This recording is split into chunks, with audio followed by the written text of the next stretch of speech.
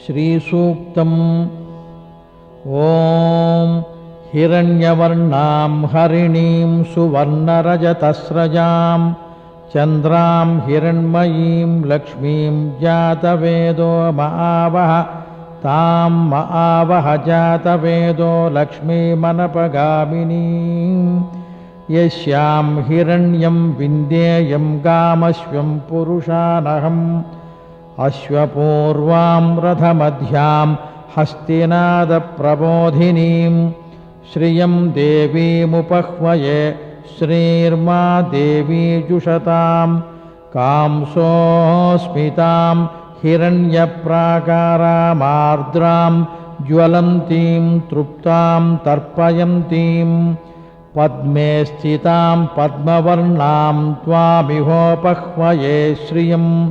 चन्द्रां प्रभासां यशसा ज्वलन्तीं श्रियं लोके देवजुष्टामुदारां तां पद्मिनीमीं शरणमहं प्रपद्ये लक्ष्मीर्मे नश्यतां त्वां वृणे आदित्यवर्णे तपसोऽधिजातो वनस्पतिस्तव वृक्षोऽथ बिल्वः तस्य फलानि तपसानुदन्तु मायान्तरायाश्च बाह्या अलक्ष्मीः उपैतु मां देवसखः कीर्तिश्च मणिना सह प्रादुर्भूतोऽस्मि राष्ट्रेऽस्मिन् कीर्तिमृद्धिं ददातु मे क्षुत्पिपासामलां ज्येष्ठामलक्ष्मीर्नाशयाम्यहम् अभूतिमसमृद्धिं च सर्वां निर्नुद मे गृहात् गन्धद्वारां दुराधर्षां नित्यपुष्टां करीषिणीम् ईश्वरीं सर्वभूतानां त्वामिहोपह्वये श्रियं मनसः काममाकूतिं वाचः सत्यमसीमहि पशूनागुं रूपमन्नस्य मयि श्रीश्रयतां यशः कर्दमेन प्रजा भूता मयि सम्भव कर्दमा श्रियं वासय मे कुले मातरं पद्ममालिनीम् आपसृजन्तु स्निग्धानि चिक्लीतवसमे गृहे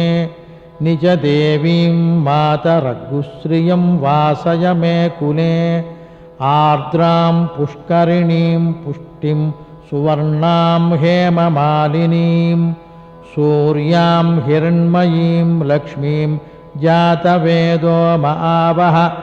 आर्द्रां यःकरिणीं यष्टिं पिङ्गलां पद्ममालिनीं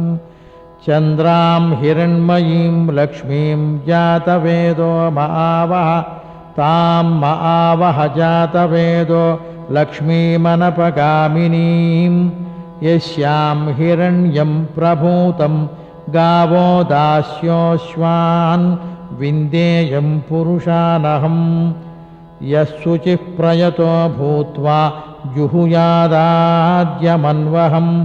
श्रियः पञ्चदशर्चं च श्रीकामः सततं जपेत् आनन्दः कर्दमश्चैव चिक्लीत इति विश्रुताः ऋषयस्ते त्रयः प्रोक्ता स्वयं श्रीरेव देवता पद्मासने पद्मभूरु पद्माक्षी पद्मसम्भवे त्वं मां भजस्व पद्माक्षी येन सौख्यं लभाम्यहम् अश्वदायी च गोदायी धनदायी महाधने धनं मे जुषतां देवी सर्वकामार्थसिद्धये पुत्रपौत्रधनं धान्यं हस्तश्वाया विगोरधं प्रजानां भवसि माता आयुष्मन्तं करोतु मां चन्द्राभां लक्ष्मीमीशानां सूर्याभां श्रियमीश्वरीं चन्द्रसूर्याग्निवर्णाभां श्रीमहालक्ष्मीमुपास्महे धनमग्निर्धनं वायुर्धनं सूर्यो धनं वसुः धनमिन्द्रो बृहस्पतिर्वरुणं धनमश्नुते वैनतेय सोमं पिबतु वृत्रः सोमं धनस्य सोमिनो मह्यं ददातु सोमिनी न क्रोधो न च माच्छर्यं न लोभो नाशुभामतिः भवन्ति कृतपुण्यानां भक्तानां श्रीसूक्तं जपेत् सदा वर्षन्तु ते विभावरि दिवो अभ्रस्य विद्युताः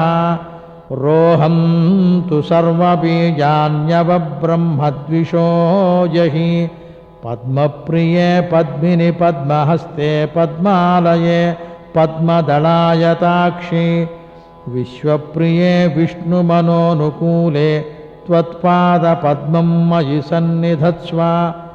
या सा पद्मासनस्था विपुलकटितटी पद्मपत्रायताक्षी गम्भीरावर्तनाभिस्तनभरनमिता शुभ्रवस्त्रोत्तरीया लक्ष्मीर्दिव्यैर्गजेन्द्रैर्मणिगणखचितैः स्नापिता हेमकुम्भैः नित्यं सा पद्महस्ता मम वसतु गृहे सर्वमाङ्गल्ययुक्ता लक्ष्मीं क्षीरसमुद्रराजतनयां श्रीरङ्गधामेश्वरीं दासीभूतसमस्तदेववनितां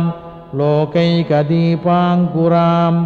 श्रीमन्मन्दकटाक्षलब्धविभवब्रह्मेन्द्र गङ्गाधरां